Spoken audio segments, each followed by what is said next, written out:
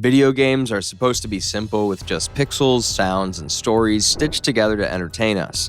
But the deeper you look, the more you notice the oddities hiding behind the screen. Strange design choices, hidden messages, and legends that spread faster than the games themselves.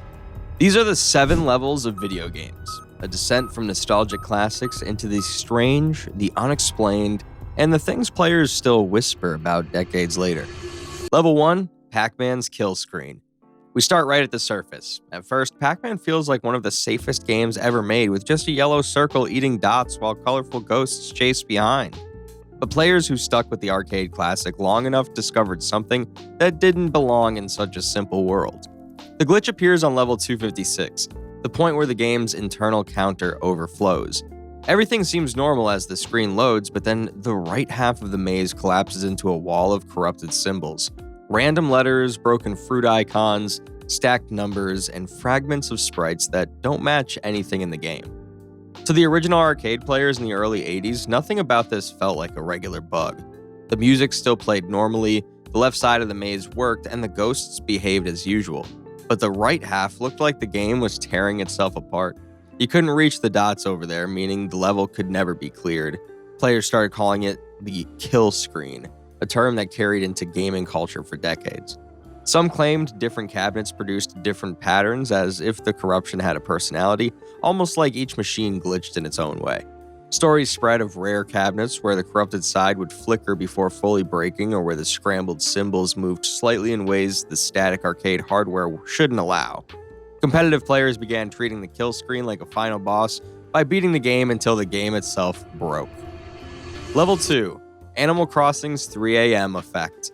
Animal Crossing is supposed to be the gentlest game ever created, with pastel houses, soft music, neighbors who talk about fruit and fishing. But players awake at the wrong hour discovered a version of the game that feels nothing like the warm daytime village. At exactly 3 a.m. in every major Animal Crossing title, the soothing hourly music changes into something stranger.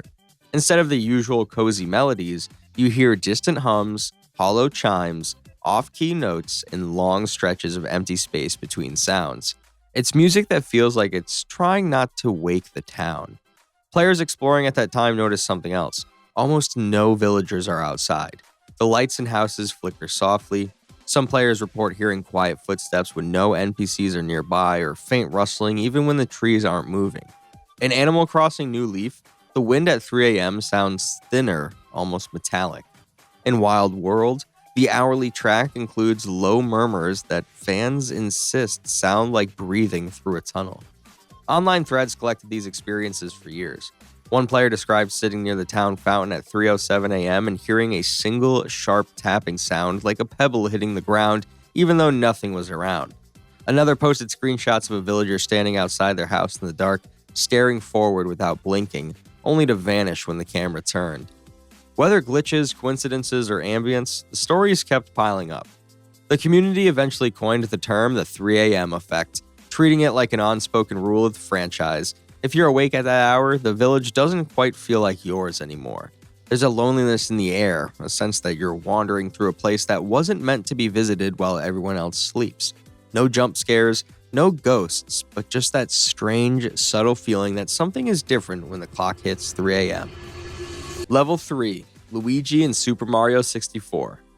We move into darker territory now, a place where characters you thought you knew suddenly come with secrets no one can fully explain. Players wandering the castle courtyard in Super Mario 64 eventually found a strange stone sign sitting near the fountain. The texture was blurry, almost unreadable, but the letters seemed to form a message. L is real, 2401. It didn't look like anything else in the game. No quest pointed to it, no NPC mentioned it, and yet the message sat there like a fragment of a secret someone forgot to remove. It only took a few forum posts before players decided it had to mean one thing, and that was Luigi was hidden somewhere inside the game. Throughout the late 90s and early 2000s, messages boards filled with kids claiming they had found him. Some swore that collecting all 120 stars under certain conditions would unlock Luigi in the castle basement. Others insisted that beating the game 2,401 times made him appear in the courtyard. Photoshopped screenshots spread long before anyone knew what Photoshop was, showing Luigi standing beside Mario in low-resolution polygons. The myth grew large enough that players dug through every room, every wall, every camera angle, convinced Nintendo had buried him deep. Fake discoveries became their own genre. Claims of secret green-hatted Marios hidden behind the endless staircase, rumors that Luigi only appeared on specific cartridges, stories of strange model distortions or audio glitches that supposedly triggered when you were close. Even Nintendo's silence added fuel with no denial, no explanation, just a texture left in plain sight. The strangest part came years later, when Super Mario 64 DS actually added Luigi as a playable character. The myth had lasted so long and spread so widely that Luigi's appearance in the remake was treated almost like closure and not proof that he had once been hidden, but proof that the legend had become too big to ignore. Level 4, Polybius, the urban legend arcade machine. Arcades in the early 80s were loud, bright places, but the legend of Polybius describes a cabinet that felt completely out of place. According to stories that surfaced in old Usenet groups and early internet forums, the machine supposedly appeared in Portland, Oregon in 1981, a black cabinet with a hypnotic vector-style puzzle game that players described as impossible to stop playing. The rumor claimed kids lined up for it, drawn to the flashing shapes and shifting colors that felt more like experiments than entertainment. The effects described were nothing like normal arcade fatigue. Players reported migraines, night terrors, and sudden memory problems after playing. Some claimed they had become addicted within minutes. Others insisted the cabinet emitted low-frequency hums that made them nauseous. The legend grew even stranger with the recurring detail that Men in Black would visit the machine late at night, opening the back panel and collecting data, never coins.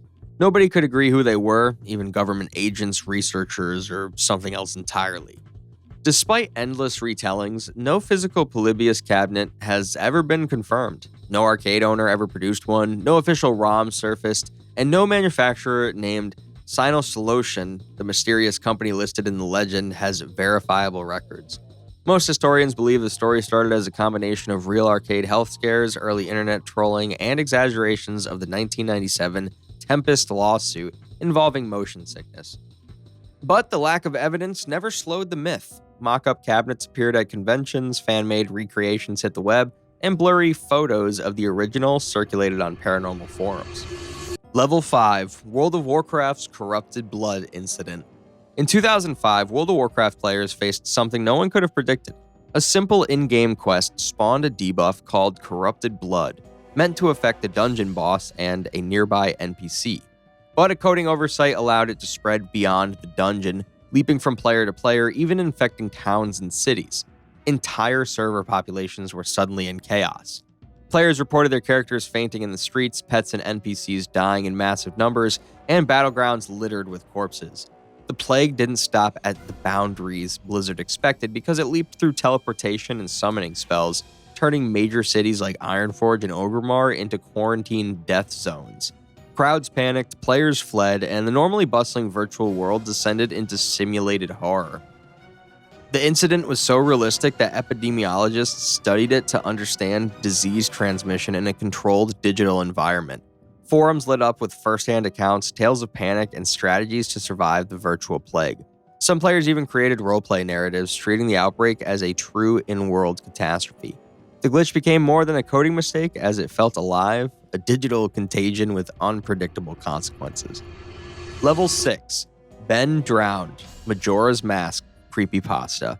Level 6 starts with a seemingly ordinary Majora's Mask cartridge. A player named Jadstable uploaded a story online about a haunted game he had bought at a yard sale. The cartridge wasn't normal because it had the words Ben Drowned written on it. When he loaded the game, the music warped. The eerie repeating tune of the Song of Healing played differently. Notes reversed themselves. Dialogue appeared scrambled, sometimes reading backwards. At first, small things seemed off. Statues of Link appeared in odd locations, items would vanish or appear in places they shouldn't, the text and menus changed on its own, and sometimes the game's camera moved independently. The protagonist began noticing that the familiar faces in the game acted strangely, as if they were watching him. The story escalated when the cartridge seemed to communicate directly. Messages appeared on in-game signs and on the menu screen. "You shouldn't have done that," and "I see you." Save files corrupted. Attempts to erase the game didn't work. Deleted files returned, altered in subtle but chilling ways. Screenshots, videos, and forum updates from Jadstable chronicled each strange event, showing glitches that felt too deliberate to be random. Players online began replicating aspects of the story, testing the legend themselves. Some claimed they could hear whispers or music notes playing out of turn, or that a statue of Link would follow their character in ways impossible in the game's normal logic. The narrative blurred the line between fiction and reality, making readers question whether the game itself had agency. Level 7. Lavender Town Beta Music. Pokemon Red and Green. By this point, you've reached the deepest level of gaming lore where myths, rumor, and reality blur into something almost tangible. In the original Japanese Pokemon Red and Green, players entering Lavender Town heard a high-pitched, wavering melody unlike anything in the rest of the game. On the surface, it was just the town's theme with a soft melancholy and eerie feeling. But in the late 90s, rumors began to spread online. Children reportedly felt dizzy, nauseated, or unusually sad after playing through Lavender Town. Threads on early forums speculated that the music contained hidden tones, frequencies, or things designed to trigger distress. The story grew with each retelling. Some claimed that if you slowed down the music or examined it with a spectrogram, ghostly faces appeared or faint words spelled out warnings. Others said the music would change subtly depending on the player's actions. With the higher the level of Pokemon, the more distorted the notes became. Players described seeing sprites flicker unnaturally, shadows of Pokemon Tower ghosts appearing in the background, or characters freezing in place where the highest note played. Forum posts and early creepypasta submissions added a chilling layer: the Lavender Town Syndrome legend. One tale told of a player who stayed in the town too long. Their character's sprite would twitch erratically, and Pokemon in the party began disappearing from the menu one by one. Attempts to leave the town failed. Each new entry repeated the same haunting melody. The post ended with the claim that the cartridge itself had changed, a lost audio version embedded somewhere in the code waiting for the next player. Even though the original frequency story was later debunked, the images, screenshots, and fake audio files kept spreading for decades. The legend became a permanent part of gaming folklore, blending fact, hoax, and imagination into a tale that feels disturbingly plausible